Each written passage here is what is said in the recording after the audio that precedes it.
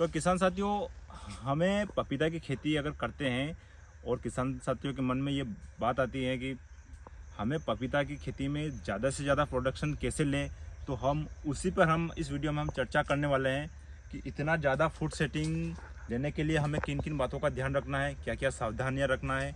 तो हम उसी पर हम चर्चा कर रहे हैं इस वीडियो में। तो वो मैं आपको स्टेप बाय स्टेप एक एक चीज़ बताऊंगा, उस पर आप ध्यान रखिएगा किस तरह से अपने को इसकी खेती करना है, अपने क्या क्या सावधानियाँ रखनी है। तो इस पर हम बात कर रहे हैं। नमस्कार किसान साथियों, मैं कन्हैया दास बैरागी स्वागत करता हूं हमारे YouTube channel advance papaya farming में। किसान साथियों, आज हम हमारे स्वयं के बगीचे पर आए हैं। इस वीडियो में हमारा बगीचा का पूरा देखें, ओवरऑल व्यू देखेंगे, किस तरह क्या कंडीशन है इसमें, कितना फूड सेटिंग हुआ है, और हम ये भी जानेंगे कि इतना फूड सेटिंग हम किस तरह से क्या क्या काम कर रहे हैं ताकि हम इतना ज़बरदस्त फूड सेटिंग कर सकें, क्या क्या सावधानियाँ रखें, कौन कौन समय में अपने को प्लांटेशन करना है। तो ये सारी चीज़ें हम इस वीडियो में समझेंगे, इस पर हम चर्चा करेंगे। तो किसान साथियों, देख सकते हैं आप हमारे पीछे ये पपैया का प्लांट है, और इसमें आप देख सकते हैं, अभी कहने की बात नहीं है, आप इसमें फूड सेटिंग देख सकते हैं। आप यकीन मानेंगे तो कम से कम 1 क्विंटल के आसपास इसमें अभी प्रोडक्शन आ चुका है।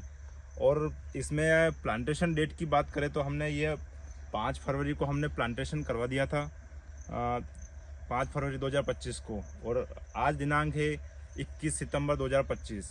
तो अभी हमारे बगीचे में कहीं कहीं हार्वेस्टिंग शुरू हो चुकी है, मतलब 1 क्विंटल के आसपास हमने हार्वेस्ट कर चुके हैं। ये 400 प्लांट का पूरा बगीचा है हमारा, और इसमें हम देख सकते हैं आप इतना ज़बरदस्त फूड सेटिंग है हमारे बगीचे में। अगर दूरी की बात करें तो हमने 10 बाई 6 की डिस्टेंस पर हमने प्लांटेशन किया है। दूरी हमने थोड़ी ज़्यादा रखी है, उसका रीज़न यही है कि पौधे को ज़्यादा से ज़्यादा हवा और धूप मिले, तो उसमें पॉलिनेशन अच्छा हो, और धूप परागण क्रिया अच्छी हो, और प्रकाश संश्लेषण की क्रिया अच्छी हो, तो हर चीज़ से पौधे को फ़ायदा मिलेगा। तो इसमें फूड सेटिंग बहुत ज़बरदस्त होगा, फुल ड्रॉपिंग की समस्या बिल्कुल नहीं आएगी। तो आप उसका नतीजा देख सकते हैं कि हमें बिल्कुल भी इसमें, ये पूरा ओवरलैपिंग प्लांट है, इसमें फूड सेटिंग देख सकते हैं, 3-4 के एक डंठल पर सेट हुआ है, आप देख सकते हैं। इसके अलावा अगर खाद की बात करें या खेत की तैयारी में खाद की बात करें, तो हमने अपने इस 1 बीघे में 4 ट्रॉली गोबर की खाद डाला है, जो 1.5 साल पुराना अच्छा पका हुआ तैयार हुआ खाद था। उसमें पूरा फ्लड में पूरा बिखेर कर दिया है। उसके अलावा हमने बेसल डोज में खाद लगाया, सुपर फॉस्फेट, सल्फर, जिंक, और इसके अलावा फंगिसाइड, वो चीज़ें भी हमने उस खेत की तैयारी में पूरा डाल के अच्छे से खेत को तैयार किया है। उसके बाद हमने बेड बनाया है, बेड बनाने के बाद हमने ड्रिप लगा के, फिर ड्रिप उससे हमने सिंचाई का सिस्टम बनाया है। उसके बाद हमने प्लांटेशन किया है। तो ये सारी उसमें बेसल डोज और खाद की बहुत महत्वपूर्ण भूमिका होती है। ज़्यादा से ज़्यादा प्रोडक्शन में जितना अपना खाद डालेंगे, गोबर की खाद ज़्यादा से ज़्यादा होना चाहिए, क्योंकि वही उसमें बहुत ज़्यादा न्यूट्रिशन होते हैं, ताकि पौधे को बहुत बढ़िया अच्छे से भोजन मिले और फूड सेटिंग ज़्यादा से ज़्यादा हो। इसके अलावा एक महत्वपूर्ण बात होती है खेत का सिलेक्शन, खेत का चयन अपने को किस तरह से करना चाहिए, वो सबसे महत्वपूर्ण होती है। तो उसमें अपने को देखना है कि अपना खेत का लेवल आसपास के खेत से ऊपर हो, ताकि उसमें ज़्यादा बारिश, अति जो वृष्टि होती है, यानी कि अति बारिश हो जाए, तो उसमें पौधे में गलन की समस्या नहीं आए, जड़ सड़न नहीं हो, फंगस नहीं लगे।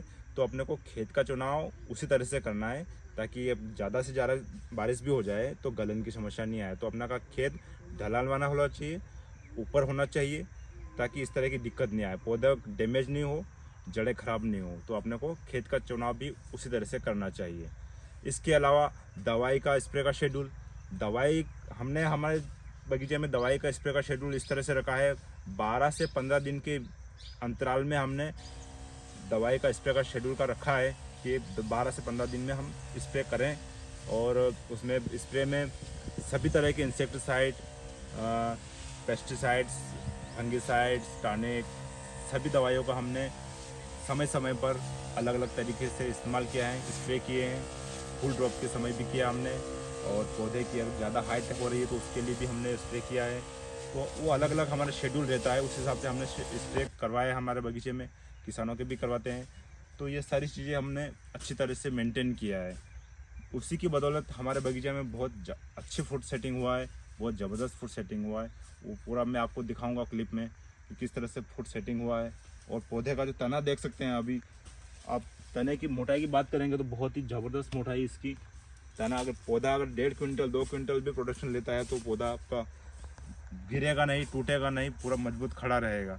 तो स्टेम भी हमने बहुत अच्छी तरीके से बनवाया है। इसका खाद और न्यूट्रिशन का शेड्यूल बहुत अच्छी तरीके से मेंटेन किया हमने।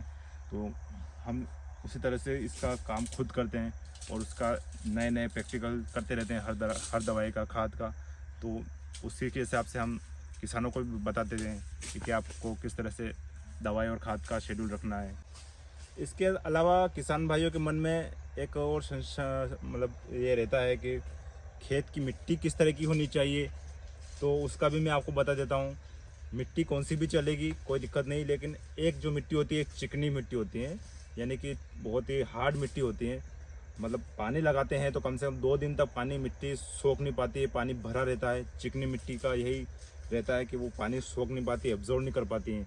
मिट्टी कौन सी भी चलेगी, दोमट मिट्टी चलेगी, काली मिट्टी चलेगी, लाल मिट्टी चलेगी, कौन सी भी मिट्टी चलेगी, केवल चिकनी मिट्टी नहीं चलती है इसमें। चिकनी मिट्टी में पौधा ग्रोथ नहीं कर पाता, उसकी जड़ का डेवलपमेंट नहीं हो पाता है, इसलिए पौधा वहीं जहाँ लगाया वहीं रह जाता है, उसका कोई किसी तरह से कोई विकास नहीं होता। तो आपको मिट्टी के विषय में भी आपने को थोड़ा देख लेना है कि आपकी खेत की मिट्टी किस तरह की है। तो अगर चिकनी मिट्टी है तो वहाँ पर अपने को पौधा नहीं लगाना है। अगले वीडियो में हम एक नई जानकारी लेकर आएंगे। तब तक के लिए आप सभी का बहुत बहुत धन्यवाद। नमस्कार, जय हिंद, जय भारत।